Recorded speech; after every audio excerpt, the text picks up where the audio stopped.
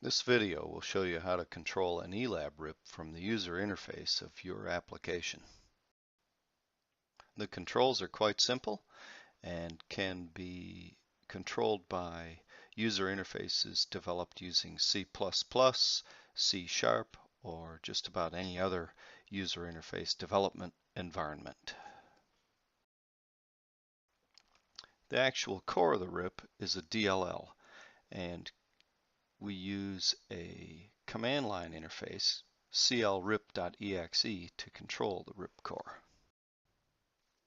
Using the command line interface together with RIP setup files that we call test configs is the way that we control the RIP.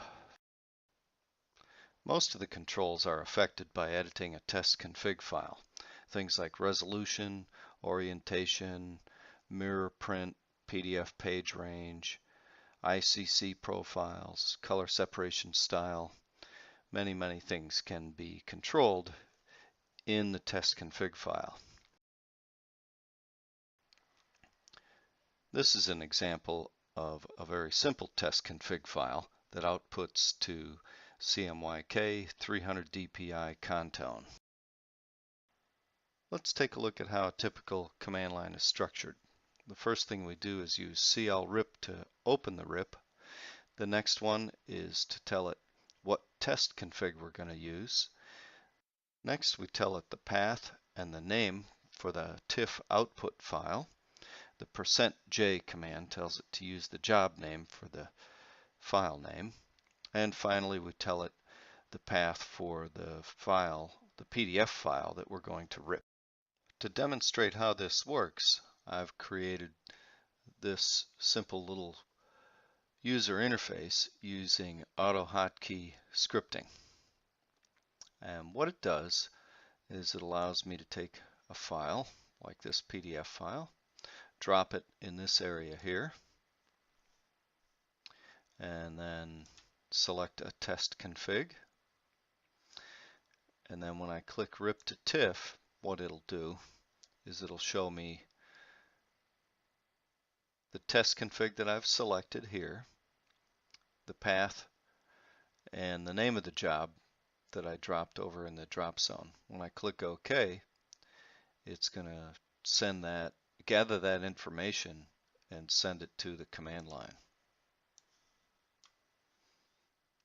And there it is. You'll see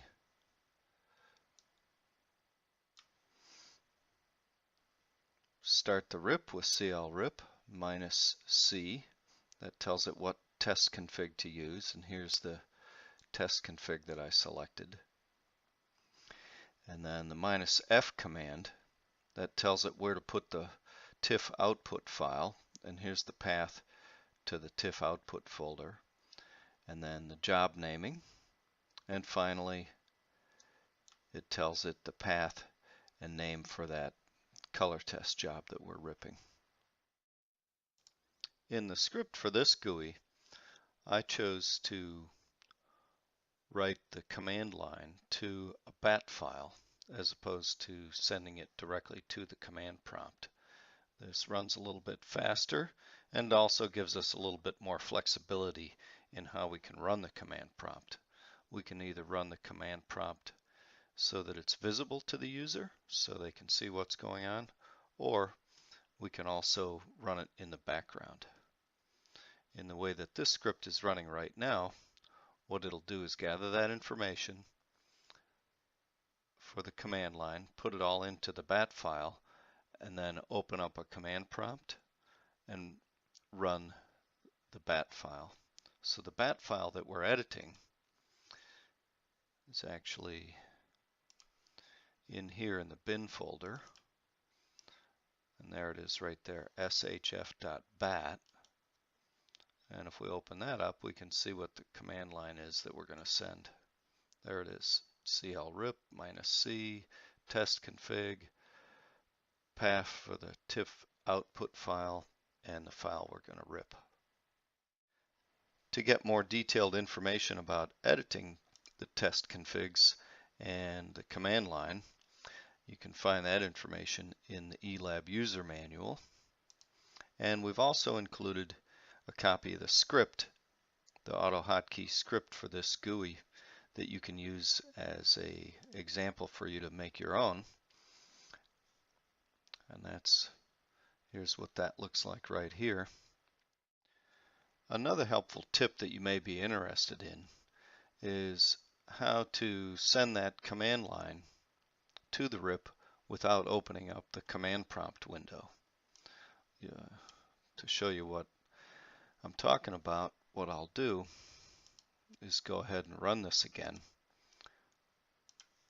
And you'll notice each time I do that, it opens up the command prompt window. And you may not want your users to see that. So one way to accomplish that is to use a VBS script. And we've included an example of that. Go to the main RIP folder, look in bin, and you'll find this file right here, eLab.vbs. It's quite simple. Take a look at it. These 4 lines right here will allow you to send what's in the bat file to the command prompt without actually opening up a visible command prompt window. So the way that you call that, or the way that we've called it in our script, I'll show you right here. We'll edit the script.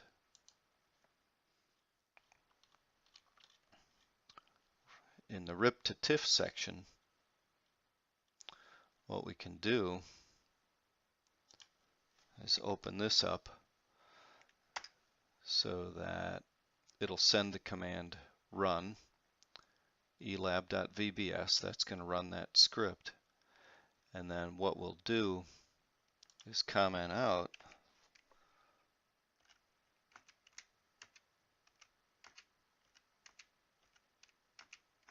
these lines right here.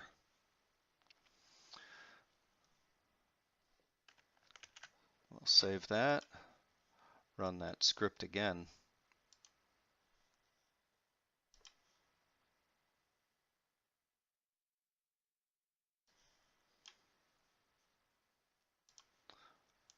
And now when we drop the file, select the test config and click RIP to TIFF. No command prompt window is visible. You see the RIP in action, job completed, and there it is. To summarize what we've just discussed, the RIP is controlled by a command line and test config files together. A graphical user interface sends to the command line, and then the command line sends to the RIP DLL. A GUI can store the command line instructions in a .bat file and then run that .bat file to bring up a command prompt, or to run the command prompt in the background so it's not visible to the user, you can use a VBS script to run the .bat file.